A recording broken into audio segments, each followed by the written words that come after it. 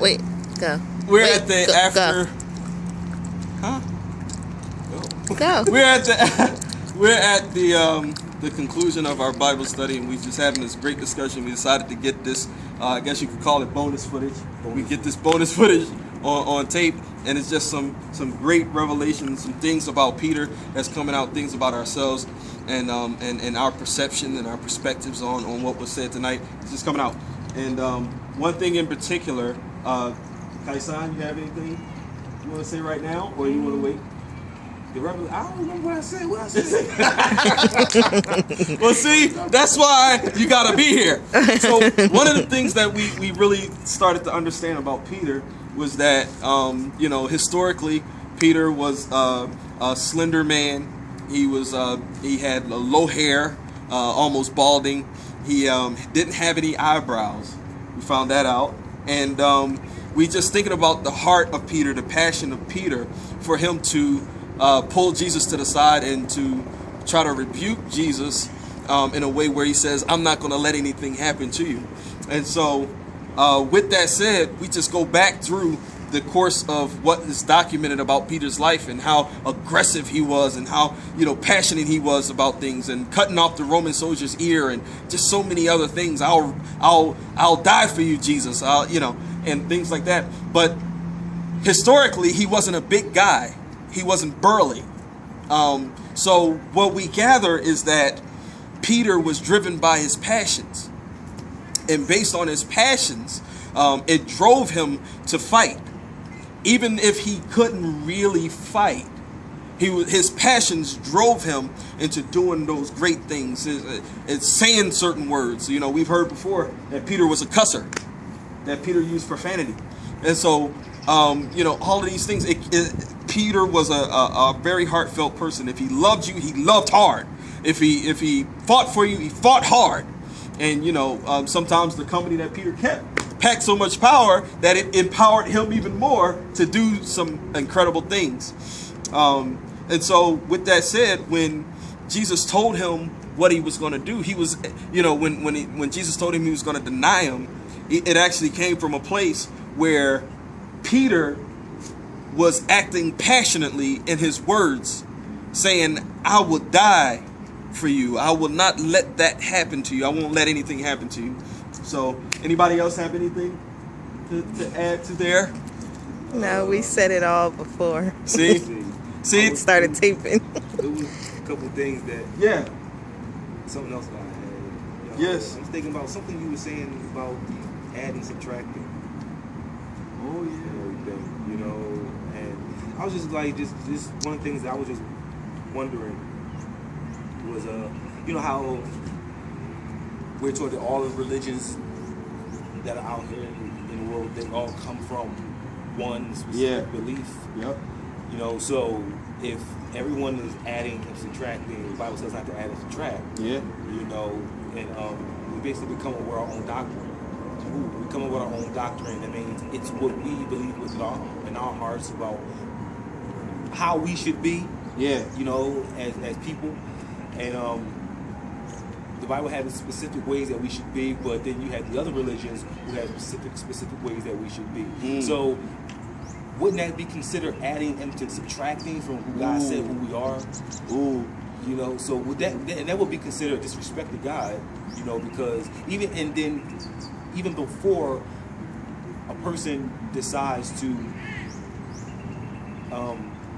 let's say a person, was born and raised in the church, their parents were Christians and everything, but then they decide that they want to become Muslim. Yeah. Not beating up on Muslims or anybody who is Muslim, but just say a person decided they want to be Muslim, and without them knowing that they just decided to, be part of a belief system that wasn't what God intended on us to be. Wow. So that would be kind of like a disrespect to God. At the same time, would they be held accountable for, being a part of that belief system, as opposed to being whom they were born into? You understand? Yeah. Like what I get out of that too is there's a fine line between, and I said it before, between God's order, his instructions, and divine inspiration.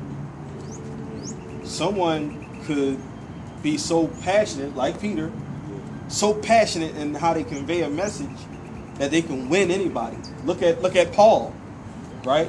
Paul was so passionate, and he just knew he was serving where God was at that time. He just knew he was serving God, but killing Christians, going against the message of Jesus, trying to kill Jesus. You know, Saul. I'm sorry, he was Saul before the convert. You know, and he was so caught in trying to be in agreement with what he knew as God that he was actually being in disagreement with him. And I believe that that's where a lot of different belief systems, I believe that's where a lot of Christians also fail, because they're so passionate about trying to figure out who God is and what he wants us to do, but there's so many things, triggers, switches that turn us off to that, by way of hypocrisy, liberty, freedom. People joined Hare Krishnas because of the liberty, the freedom, that they weren't bound or restricted to the opinions of regular people. So they figure, well, I can please God and not be bound to people. I'm gonna be a Hare Krishnas. Roller skates. I'll go roller skate. Oh, we're not laughing at Hare Krishna. I'm sorry. Oh my. Well, you know. We find the humor in everything. Yes, we laugh. There's nothing wrong with that. We laugh at Christians too. We laugh at everything. Sometimes I look at myself in the mirror and just laugh. Yeah, I just laugh at myself. You know what I mean? I just be laughing for nothing. Crazy. Battery dying. So I had this other thing. I'm starting from bottom to the top. So the thing is, Started from the bottom. I'm sorry. Yeah, right. No, Jesus was the church. The disciples were the body of Christ. Oh yeah. Right? And I, to say that is just, to say that, like even compared now, in today's times, that even though nobody was perfect. No. And the disciples weren't perfect. None of them were perfect. They all had issues. They all came from a rough place. Right. And it was something that we were talking about last time, where though white people come to church and they say, well, I gotta get myself together. Right. Yeah. But Jesus didn't mind the fact that the disciples didn't have themselves together. Mm-hmm. And he still said, follow me. Mm-hmm. And they followed him. Mm-hmm. And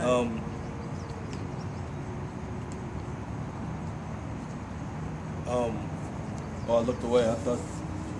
But so what I'm saying is that even though they didn't have themselves together, whatever it is that they did good in the world, Legally, Jesus used them to do those things in the body of Christ. yeah. You know what I mean? Yeah.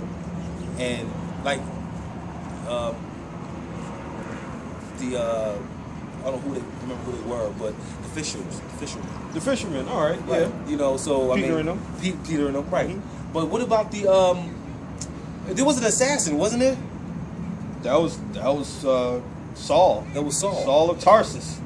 So it's like I'm became just Paul. wondering, like what did he do